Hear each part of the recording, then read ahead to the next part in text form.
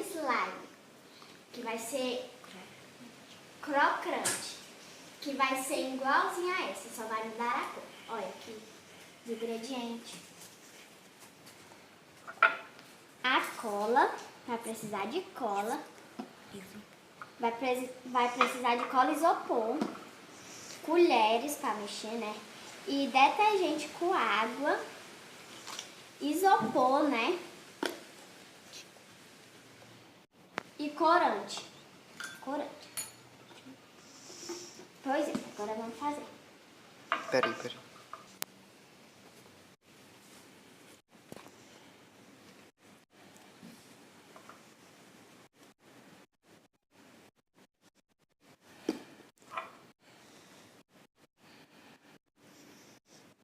Agora era o isopor.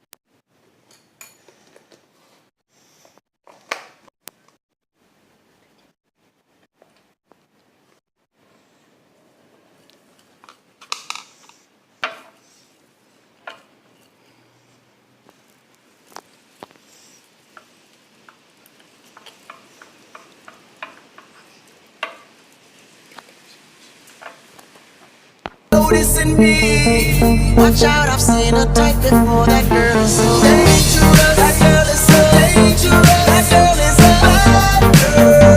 I've seen a type before. She's so dangerous. That girl is so dangerous. That girl is a bad girl. Acrescentar mais um pouquinho de detergente. Muito.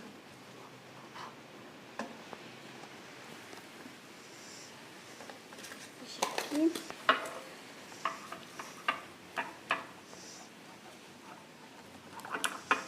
Olha, já tá ficando boa.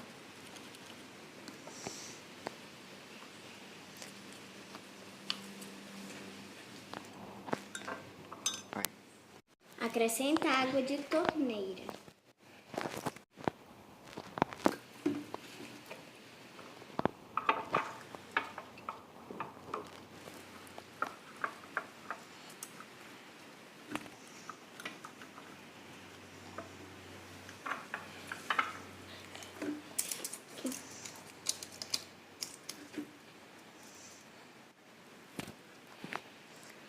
Mais água.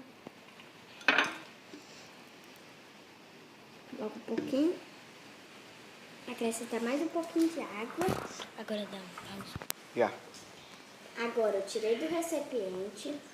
E tá aqui, ó. A moeba. A moeba não, a slime. Aqui, ó. Ela ficou muito crocante. Ó. Ação. Tchau, gente. Esse foi o vídeo de hoje. A minha amiga não pôde vir porque ela tá dormindo, né?